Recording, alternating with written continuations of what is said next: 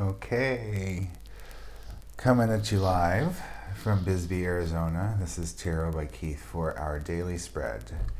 Today is Saturday, February the 20th, 2021.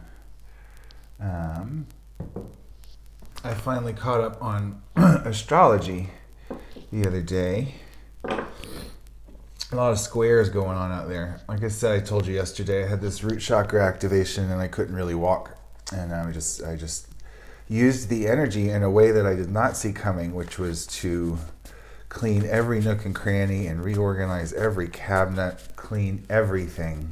And it just made such a difference. And I grounded, I spent good time with myself and my body and learned a lot about me and my ancestry and what we're capable of. And I got a lot of insight. I got a lot of really good ideas. And I remember, I think it was Barbara Marciniak, when I first started listening to her, she said, when you feel emotionally overwhelmed and you don't know what to do, she's like, get up and clean the toilet. Because find something to do. It's the whole idle hands or the devil's playground. It's pretty literal. And keeping your brain and your hands busy on doing menial, productive tasks like cleaning or organizing puts you into alpha brainwave state, at least high alpha, and that opens you up to ideas. So sometimes you'll get some really good inspiration just by doing the stuff that needs to get done, and you feel better when it's over. Okay, enough rambling. To the cards. What energies are we moving away from? That one. What energies are we currently in the present moment as a human collective in this crazy bananas bonkers time? And one more card, please. One more card for what are the energies we're heading to? No, not that one. Okay. When they come out like two stuck together, it's not clear. That one. Okay.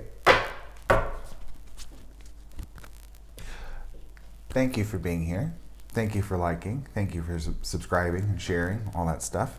It's a pleasure to be with you. What are we moving away from? The Eight of Cups, minor arcanum. We've had a lot of majors lately. Here's a minor. Okay, we're moving away from the Eight of Cups. The number 8. It's feminine because it's an even number, which means it's represented by the color dark blue, our receptive feminine side. However, in numerology, the number 8 stands for action, change, and regeneration. But red, masculine energy, is the color of action. So number 8 messed with me for a while, and I was like, number 8, that looks like Mr. Infinity. How can you be receptive and feminine, red and blue at the same time? And I was in meditation, and I got a hit. I saw the figure 8 in my third eye, and I heard the phrase receptive action. So what I took away from that, what the number 8 means, is instead of something coming up that triggers us or shakes us up and causes us to implement our reaction, instead of firing off the same neuropathways and reacting in the same old emotional ways that we used to that no longer serve us, this is about, wait a minute, I've learned, I've grown. This is just a test. I know what this is. How can I still myself and go within to receive the information I need upon which actions to take to resolve this situation? Receptive action, not impulsive, not toxic masculine, receptively active. Use your feminine reception to know how to use your masculine energy. That's what the number 8 means to me. It's all about flow and infinity. So 8 of Cups. Cups are the water sign. Emotional life, love life. Relationships, family. So in the recent past, receptive action on a collective level, emotionally. Okay, so what I'm getting is that maybe humanity has been pushed to the brink on how to care for people, how to emotionally engage with people. Everyone walking around now with their faces hidden and not being able to hug or be close to each other, so says the law. Have we hit a breaking point? How can we be receptive on how to elevate, not just maintain compassion on a human level, but elevate our compassion throughout what appears to be absolute chaos and crisis? Receptive action on the Eight of Cups. It's all the minor cards have little tiny hints, such as these two stems being reversed in color. I don't know what that means yet. It's not an error. It's in the ancient Marseille. But lots of beautiful foliage blooming from this. We see an active heart center, a tiny red dot, vastly outweighed by 4 light blue spiritual leaves and then 4 small dark blue leaves of feminine intuition. What this says to me is that when your heart is centered, and you're centered in your heart, and you're listening to your intuitive spiritual flow, the amount of action that you need to take is actually less than you think it is. When you're in flow, you don't have to force things into happen, and you don't have to overexert too much energy to manifest something. When you're in flow, it works much quicker and easier.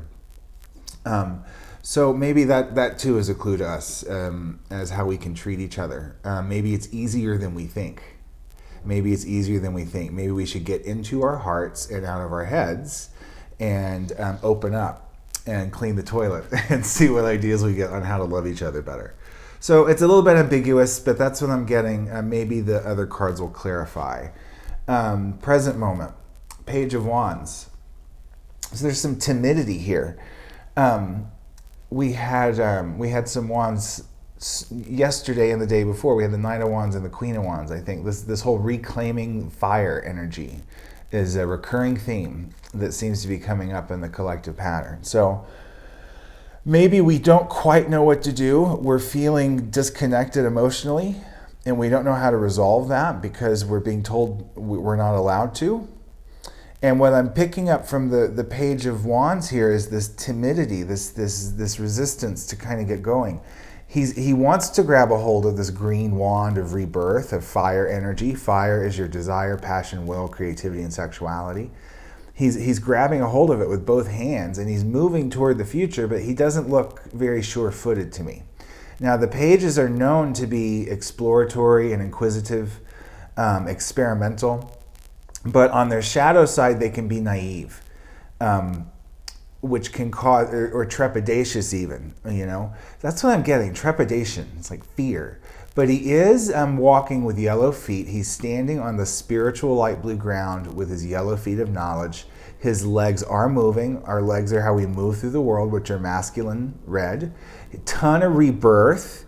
So him chasing whatever he's looking at in the future and grabbing a hold of this wand is providing an emergence of an aspect of himself that's been waiting to come out.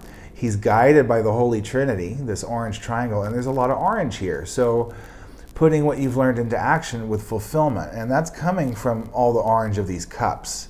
So maybe he's carrying some of this receptive action with him.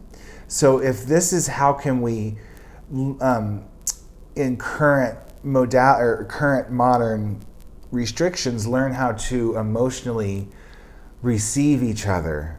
Maybe he's carrying that on his person and he's voyaging out, attempting timidly to figure out how to reclaim, how he can reignite his passion for his fellow human.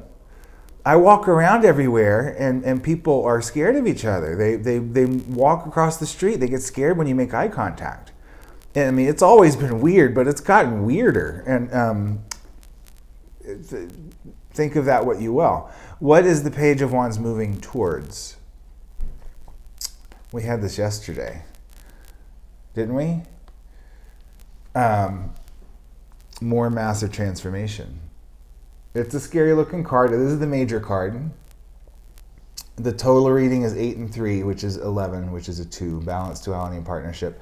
3 is creativity, expression, and growth. This is Major Arcanum 13, the Nameless Arcanum, commonly referred to as the Death card in modern decks. He has no name. He is the skeleton of the Fool. He has used his yellow scythe of knowledge to cut away with his active spiritual blade the pieces of himself that no longer serve. And it goes into the black soil of his ego to till as compost. Yes, he's skeletal, but he's still flesh-colored. Kundalini, we talked about the root chakra activation and the throat. There's something that needs to be expressed so the spiritual energy can move up into the upper chakras. He's also moving toward the future. So there's a lot of forward movement here. But in order to in order to get rid of what isn't helping us, we're going to have to really grab a hold of this wand with gusto and go for it. No more timidity. No more, should I go, shouldn't I go, should I go? It's like, it's time to move. It's time to move. And if people aren't willing to love you back, love them anyway. Okay? Be the change you want to see. And they're telling me to pull one more card. What's this guy looking at? Massive transformation on a collective level. This would be more mass awakenings, more waves of volunteers waking up to who they truly are. That's all good news. It looks bad when it happens, but it's good news. It's massive transformation. Remember the 7 holes in that white bone of purity waiting for the breath of God to come through and make music. What we once thought of ourselves as royalty, our dualistic prince and princess, is no longer, their heads have been severed. And he's walking toward a creative explosion. So that's good. That would mean this guy succeeds if he achieves the 3 of Wands. And that's another 3. 3, creativity, expression, and growth, and Wands, creativity. So this is a double creativity card. Masculine energy, phallus down the center of the card instead of 2 cut flowers. 4 flowers here representing stability and intuitive knowledge. So this again reminds me of what I was saying, that when you do any sort of repetitive creative work, drawing, painting, cleaning, anything that puts you in that repetitive state, you're going to get hits because you're in alpha brainwave state. So this the 4 flowers here, they have spiritual pearls, light blue pearls inside of them, but dark blue and yellow is about your intuitive knowledge. So I think the more that we can keep ourselves in alpha brainwave state by doing something creative that engages our brain, we're going to get more information instead of chewing on information that's driving us crazy like a dog with a bone. I hope that makes sense. Thanks for watching. It's kind of a long video today, but that is our daily spread for Saturday, February the 20th, 2021. If you'd like to book a personal reading with me, please do so. You can do so at my Facebook page, Tarot by Keyth. I love connecting with personal readings out there. Thanks for everyone calling in. And I'll be back tomorrow. Much love. I'll see you soon. You're welcome. Bye-bye.